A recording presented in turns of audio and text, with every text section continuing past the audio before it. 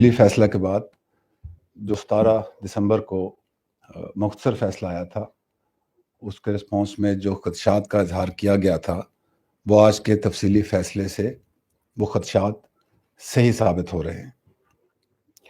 آج کے فیصلے بالخصوص اس میں استعمال کیے گئے الفاظ انسانیت، مذہب، تہذیب اور کسی بھی اقدار سے بالاتر ہیں۔ افواج پاکستان ایک منظم ادارہ ہے۔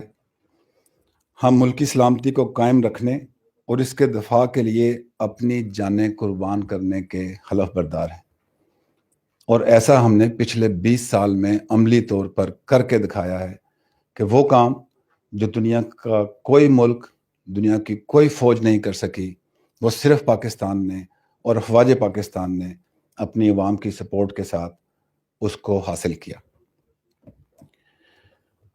میں پچھلی بہت ساری پریس کانفرنسوں میں جب بھی آپ سے بات کی تو nature and character of war کے اوپر بات کی کہ ہم کنونشنل جنگ سے سب کنونشنل جنگ اور اس کے ساتھ لڑتے ہوئے بہتر ہوتے ہوئے آج ہائبرڈ وار کا سامنا کر رہے ہیں۔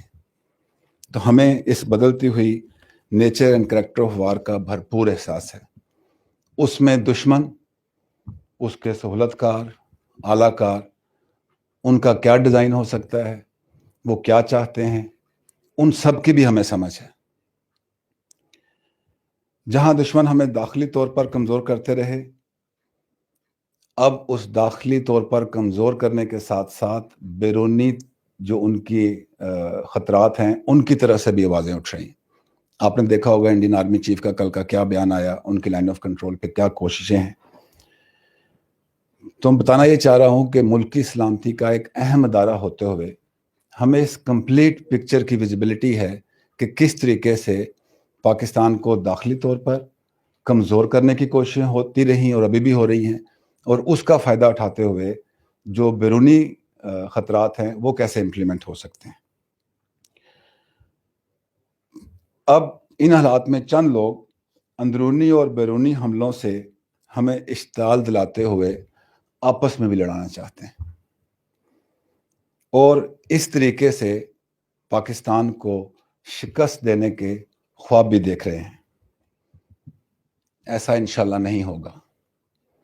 اگر ہمیں تھریٹ کا پتہ ہے تو ہمارا رسپانس بھی ان پلیس ہے۔ اگر ہم بیرونی حملوں کا مقابلہ کر سکے، اندرونی جو دہشت گردی تھی اس کا مقابلہ کر سکے، تو انشاءاللہ جو موجودہ ڈیزائن ملک دشمن قوتوں کا چل رہا ہے اس کو بھی سمجھتے ہوئے اس کا مقابلہ کریں گے۔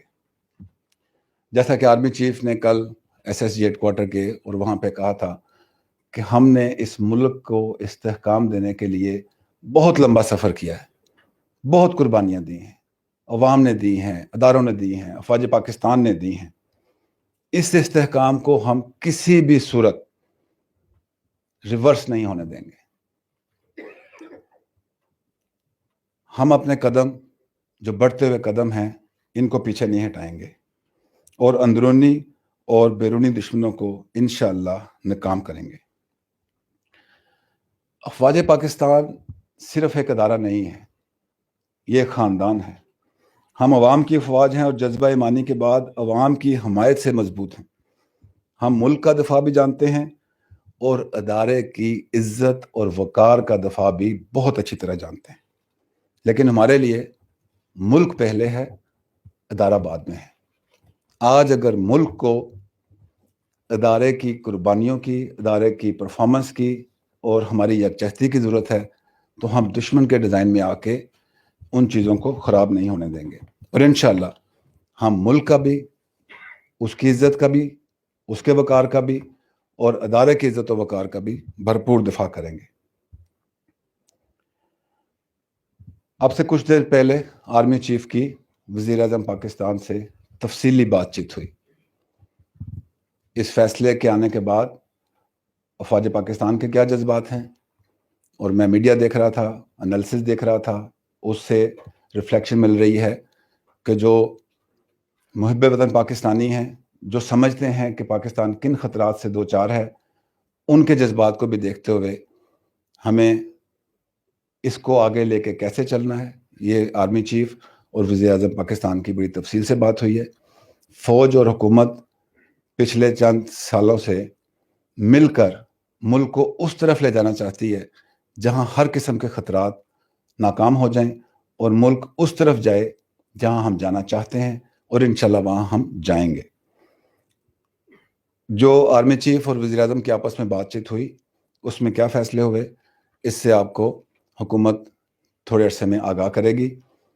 میری عوام سے درخواست ہے کہ وہ افواج پاکستان پر اپنا اعتماد رکھیں. ہم ملک میں کسی صورت انتشار کو پھیلنے نہیں دیں گے, لیکن ایسا کرتے ہوئے اپنے ادارے کی عزت اور وقار کو ملک کی عزت اور وقار کے ساتھ قائم رکھیں گے, اور انشاءاللہ جتنے بھی دشمن ہیں, خواہ وہ اندرونی ہیں, بیرونی ہیں, ان کے اعلیٰ ہیں, سلطکار ہیں, ان کو ہم انشاءاللہ بھرپور جواب دیں گے. Thank you very much.